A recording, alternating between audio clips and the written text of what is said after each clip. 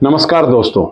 गणेश जी को विघ्नहर्ता, गणपति आदि कई नामों से पुकारा जाता है। जैसे ही गणेश जी का नाम लिया जाता है तो हमारे और आपके मन में एक तस्वीर बनती है और वो होता है लंबी सूंड वाला या गजमुख वाला।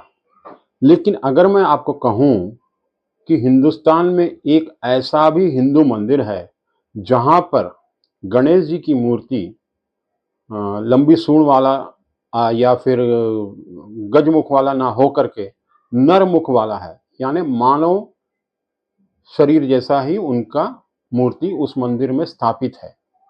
तो दोस्तों, ऐसा ही एकमात्र विचित्र मंदिर तमिलनाडु के तिरुवारूर डिस्ट्रिक्ट में कुत्तनूर के पास तिलतर्पणपुरी में स्थित है।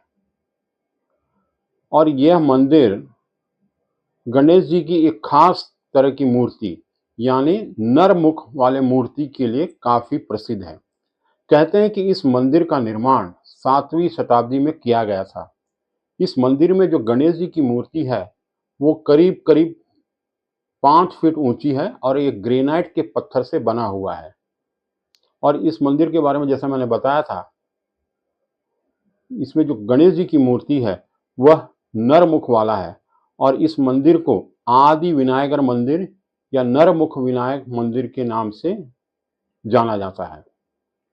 दोस्तों, हमारे हिंदू पौराणिक कथाओं के अनुसार माँ पार्वती एक बार जब स्नान करने जा रही थी तो उन्होंने अपने शरीर के जो चंदन और हल्दी का लेप था उसको निकाल करके उन्होंने एक बालक का रूप निर्माण किया और उसमें प्राण प्रतिष्ठा कर दिया और उस बालक को कहा कि आप मेरे स्नान करते वक्त द्वार की रक्षा कीजिए। कुछ देर बाद वहाँ शिव जी आए और उन्होंने अंदर जाने के लिए कोशिश किया, लेकिन चूंकि गणेश जी को जो बालक जो था उसको नहीं मालूम था कि शिव जी कौन है, तो वो उन्होंने उससे शिव जी को रोकना चाहा और इस तरह से उन दोनों के बीच में काफी वाद विवाद हो गया और जो बाद में युद्ध में बदल गया। बहुत देर के बाद जब बालक पीछे हटने को तैयार नहीं था और अंदर जाने के लिए अनुमति नहीं दे रहा था, तो शिव जी ने क्रोधित में आकर के अपने त्रिशूल से उस बालक के सर को धड़ से अलग कर दिया। और ये जब बात माँ पार्वती को पता चला तो वो बहुत क्रोधित हुई और उन्होंने शिव जी से कहा कि अगर इस बालक को पुनर्जीवित नहीं किया गया तो मैं तीनों लोकों की शांति को भंग कर दूंगी। अब यह बात सुनकर शिव जी ने अपने गणों को यानी शिव जी ने अपने सहायक लोगों को कहा कि आप सब उत्तर की दिशा में जाइए और जो पहला जीव या प्राणी आपको मिले उसे लेके आइए, उसके सर को काट कर हम इस बालक को पुनर्जीवित करेंगे। संयोगवश देखिए कि शिव जी के गणों को जो पहला जीव या प्राणी मिला वो हाथी था। इस प्रकार से शिव जी ने उस हाथी के सर को काटकर इस बालक के धड़ के साथ जोड़ दिया। इसलिए गणपति को हम लोग गजमुख भी कहते हैं। तो जो ये मंदिर है ये एकमात्र मंदिर है जहाँ पर गणेश जी की मूर्ति नरमुख वाला है। और साथियों, इस मंदिर के साथ एक और भी परंपरा या किंवदंती कहानी जुड़ा हुआ है।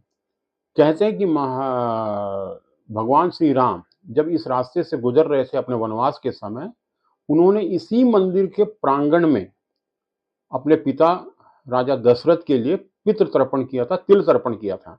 आम तौर पर हिंदू मंदिरों के अंदर मेरे ख्याल से कहीं भी पितृ तर्पण या तिल तर्पण करना अलाउड नहीं होता, परमिशन नहीं होती है उसका। लेकिन यही एक ऐसा मंदिर है, विचित्र मंदिर है, जहाँ जिस मंदिर के प्रांगण में आप अपने पितरों के लिए पितृ तर्पण कर सकते हैं। और ऐसा मानना है कि इस मंदिर के प्रांगण में अगर आप पितृ तर्पण करते हैं तो उन आपके पितरों को, पूर्वजों को मुक्ति मिलती है। तो इस प्रकार से यह मंदिर 2 चीज़ के लिए बहुत फेमस है। एक तो ये नरमुख वाला है, दूसरा इस मंदिर के अंदर जो है आप पितृ तर्पण कर सकते हो। तो उम्मीद है दोस्तों आपको मेरा ये वीडियो पसंद आया होगा। तो जल्दी से इस यूट्यूब चैनल को लाइक एंड सब्सक्राइब कीजिए ताकि इसी तरह की खूबसूरत जानकारी तमिलनाडु, आंध्र, कर्नाटका या दक्षिण भारत के किसी और क्षेत्र के बारे में आपके साथ मैं शेयर करता रहूं। तो चलिए जल्दी से मिलते हैं किसी और वीडियो में। तब तक के लिए नमस्कार, जय हिंद।